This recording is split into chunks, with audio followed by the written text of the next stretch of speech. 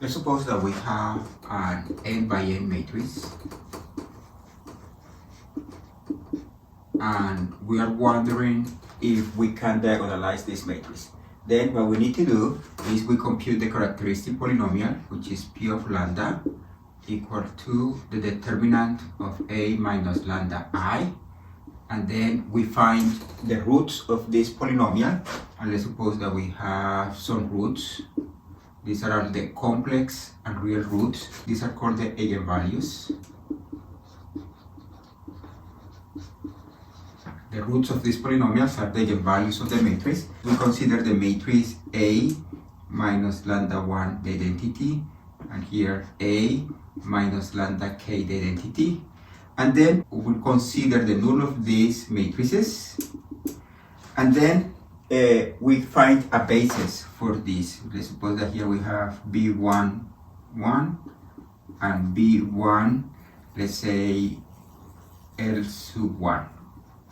And here we have BK1, and here we have BK L sub k. L sub 1 is the dimension of null of A minus lambda 1 the identity, and so on. Here L sub k is the dimension of A minus lambda k the identity. Remember that these spaces are called the eigenspaces. These are the eigenspaces.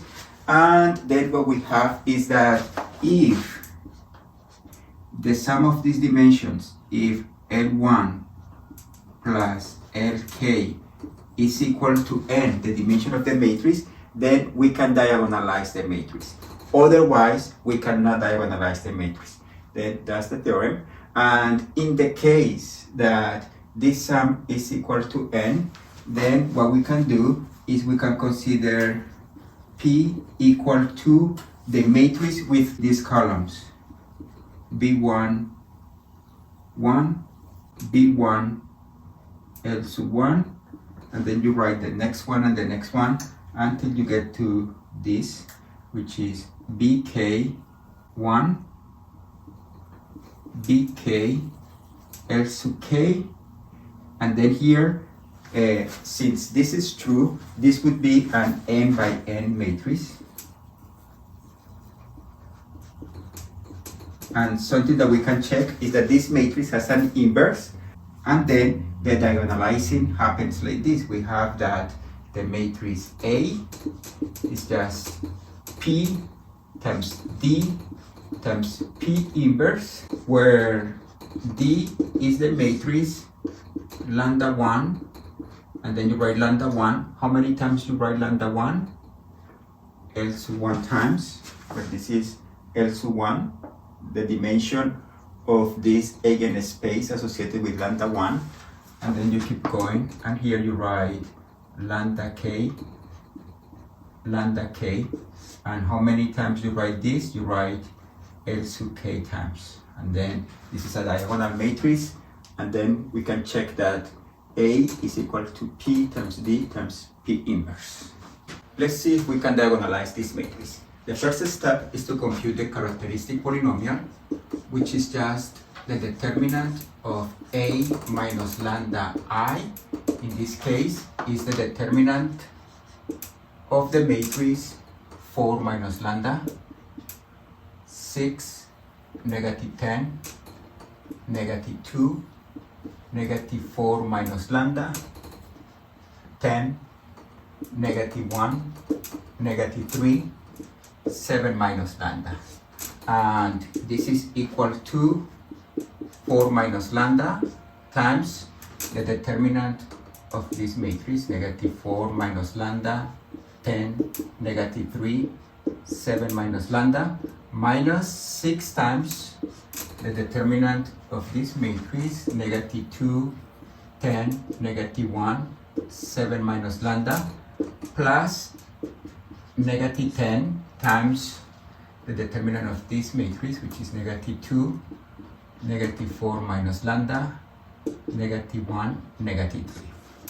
And doing the math, we get that this is equal to negative lambda cubed plus 7 lambda squared minus 16 lambda plus 12. And then to compute the eigenvalues of this matrix, we solve this equals 0. I'm not going to do that here, but the eigenvalues are lambda 1 equal 3 and lambda 2 equal 2. Only 2 eigenvalues. Then we proceed to compute the eigenspaces. For lambda equal 3, we need to compute the null of the matrix A minus 3 times the identity, which is the null of the matrix 4 minus 3 is 1, 6, negative 10, negative 2, negative 7, 10, negative 1, negative 3, and here is 4. The null of this matrix is the same as the null of the matrix that you get when you do row reduction to this matrix, and that matrix is the matrix 1, 0, 2, 0, 1, negative 2, 0, 0, 0. To find the null, we need to solve the following system.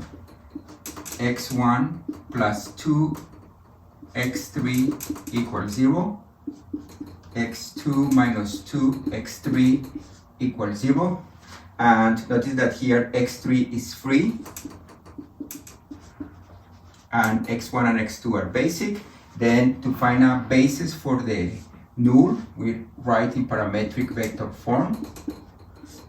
Here x1 is negative 2 x3, x2 is 2 times x3, and x3 is free, then we just write x3, and this is x3 times the vector negative 2, 2, 1. That means that a basis for the eigenspace associated with lambda equal 3 is the vector negative 2, 2, and 1.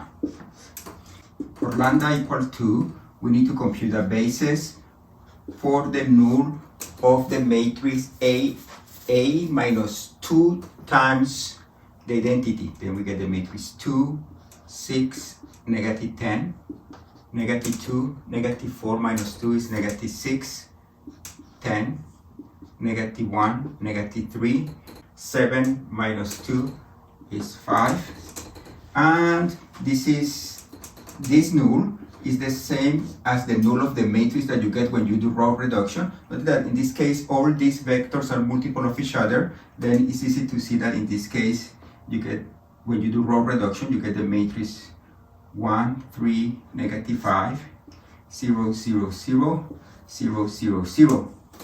In this case, we have to solve the system x1 plus 3 x2 minus 5 x3 equals 0. Notice that here x2 and x3 are free, and we need to solve for x1 in terms of the free variables. And when we write this in parametric vector form, we get that x1 is negative 3 x2 plus 5 x3. x2 is free, then we just write x2, and x3 is free, then we just write x3, and we can rewrite this as x2 times negative 3, 1, 0, plus x3 times 5, 0, 1. That means that a basis for this eigenspace is given by the vectors negative 3, 1, 0, and 5, 0, 1. Notice that in this case, L1, which is the number of vectors here, is 1, and L2, which is the number of vectors in this basis, is 2. We have 2 vectors, and we have that 1 plus 2 is 3, which is the dimension of this matrix. This is a 3 by 3 matrix. Then this matrix can be diagonalized, and we diagonalize it like this. We write A equal to P times D times P inverse, where P is the matrix that we get when we write this as the first column, negative 2, 2, 1, and we write this as column 2 and column 3. Negative 3, 1, 0, 5, 0, 1. And D is the diagonal matrix. Notice that this column goes with this eigenvalue, then we write 3, 0, 0. And these two columns goes with 2, then we write 0, 2, 0, 0, 0, 2. We can check that if we compute the inverse of this matrix and we multiply P times this matrix D times that inverse, we get back the matrix A.